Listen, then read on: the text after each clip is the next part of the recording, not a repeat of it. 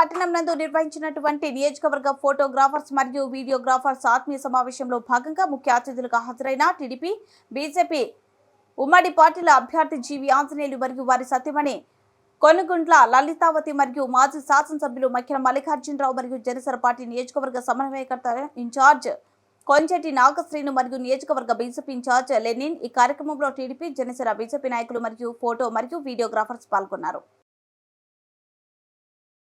దీంట్లో 70% కేంద్ర ప్రభుత్వం మోడీ గారు ఇస్తున్నారు. మనం సంతోషించే విషయం అది. 70% మోడీ గారు ఇచ్చేది కేంద్ర ప్రభుత్వం నుండి వచ్చింది. 640 కోట్లు గ్రామసీమలకి, వినుకొండ టౌన్కి ఎంత 160 కోట్లు, వినుకొండకి టౌన్కి మంచినీళ్ళు. ఈ రెండింటిలో కూడా 70% కేంద్ర ప్రభుత్వం ఇచ్చింది. కేవలం 30% రాష్ట్ర ప్రభుత్వం ఆ రోజు చంద్రబాబు గారు మేము పే చేస్తాము, మాకు స్కీమ్ ఇమ్మని అడిగి తీసుకొచ్చారు. ఇదే విధంగా మనం వినుకొండ మంచినీళ్ళు స్కీమ్ చేయకుండా ఆపారండి. రూరల్ వాటర్ గురించి చేయకుండా ఆపారు.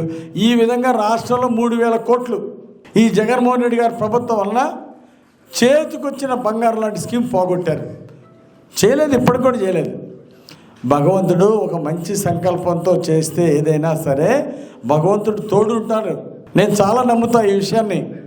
అందుకే ఘాట్ రోడ్డుకి కొబ్బరికాయ కొట్టింది ఎవరు? ఘాట్ రోడ్డుకి రామలింగేశ్వర గుడికి కొబ్బరికాయ కొట్టింది ఎవరు? నేను, లీలావతి గారు వెళ్ళి కొబ్బరికాయ కొట్టాం ఘాట్ రోడ్డుకి. చందా ఇచ్చా.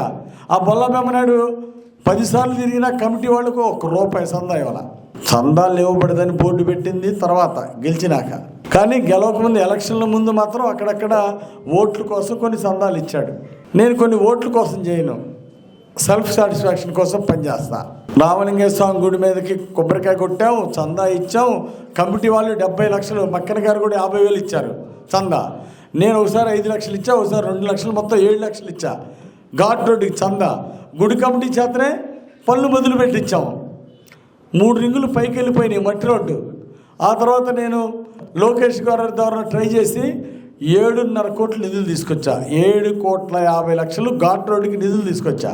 రామలింగేశ్వర స్వామి చాలా మహిమ ఎక్కువే. ఆ రోడ్డు అవుద్దని నేను ఊహించలా. అంటే అంత తొందరగా నిధులు వస్తాయని నేను ఊహించలా. కానీ అది ఊహించిన దానికి భిన్నంగా కష్టమేమో, దీనికి నిధులు తీసుకురావడం కష్టమే అనుకున్నా. కానీ అది లోకేష్ గారి వల్ల సాధ్యపడింది. 7.5 కోట్లు నిధులు ఇచ్చారు. బ్రహ్మనాయుడు 5 ఏళ్ళు ఎమ్మెల్యేగా ఉన్నాడు, ఇంతవరకు చేస్తూనే ఉన్నాడు. ఇంతవరకు మట్టి road ghat road tar road అయిందా? తార్ రోడ్డు అయిందా? రామలింగేశ్వర ఎవరికి అవకాశం ఇచ్చాడు?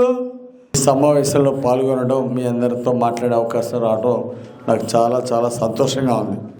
నాకు ఫోటోగ్రాఫర్స్, వీడియోగ్రాఫర్స్ అంటే చాలా గౌరవం. అలాగే మీడియాలో ఉంటారు కొంతమంది మీడియాలో లేకుండా ప్రొఫెషనల్గా కెమెరామెన్స్, వీడియోగ్రాఫర్లు ఉంటారు. ఈరోజు సొంత ఇల్లు ఎంతమందికి లేదు తమ్ముడు? ఓన్ హౌస్ ఎంతమందికి లేదు? సొంత ఇల్లు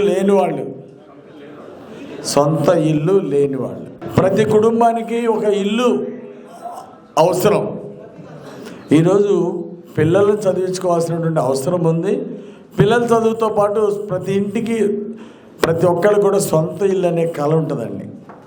సో ఆ కళని సాకారం చేసుకోవడానికి పూర్తిగా నా సహాయ సహకారాలు ఉంటాయని ఈ సందర్భంగా మీకు మనవి చేస్తాను. అలాగే ఈ అసోసియేషను మొదటి నుండి కూడా నన్ను ఆదరించారు. నన్ను గతంలో 2 సార్లు ఎమ్మెల్యే గెలిచినప్పటి నుండి కూడా ఇది 5వ సారి నేను పోటీ చేస్తున్నా. ఎప్పుడు కూడా ఈ అసోసియేషన్తో నాకు మంచి సన్నిహిత సంబంధాలు ఉండేవి. 80% ఈ అసోసియేషన్ సభ్యులు మొదటి నుండి కూడా అప్పటి నుండి ఇప్పటిదాకా నాకే సపోర్ట్ చేస్తారు. మీ అందరు నా గెలుపులో మీ భాగస్వామ్యం ఉంది. మీ అందరికి కూడా నేను రుణపడి ఉన్నాను. మన వినుకొండకి తాగునీరు సమస్య శాస్త్ర పరిష్కారం అవసరం ఉందా లేదా? ఇందాక మల్లికార్జున గారు చెప్పడం మర్చిపోయారు. 160 కోట్లు, 159,60,00,000 రూపాయలు నేను నిధులు తీసుకొచ్చా వినుకొండ టౌను.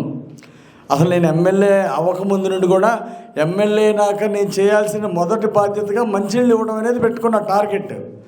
దానికోసం నేను గెలిచిన తర్వాత ప్రాజెక్ట్ రిపోర్ట్ తయారు చేయించి చంద్రబాబు గారి దగ్గరికి వెళ్ళి మాకు వినుకొండను ఫస్ట్ ప్రయారిటీలో పెట్టమని ఆ రోజు కేంద్ర మంత్రి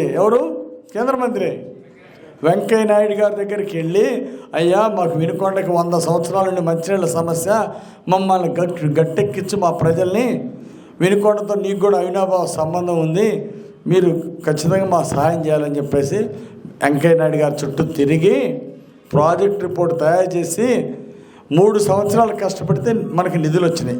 159 కోట్ల 60 లక్షలు అంటే 160 కోట్లు వచ్చింది మనకి నిధులు. ఈ 160 కోట్లు వస్తే నేను టెండర్ పిలిచి పనులు ప్రారంభించా. గ్రామ సేవలకి పల్నాడు వాటర్ కిట్ తీసుకొచ్చా. వినుకొండ ప్రజలకి గుర్తుండిపోవాలి, మంచినీళ్ళ సమస్య పరిష్కరించాలి, ఆ విధంగా వాళ్ళు రుణం తీర్చుకోవాలి అని నేను పట్టుదలతో పనిచేశా. Palnadu water kit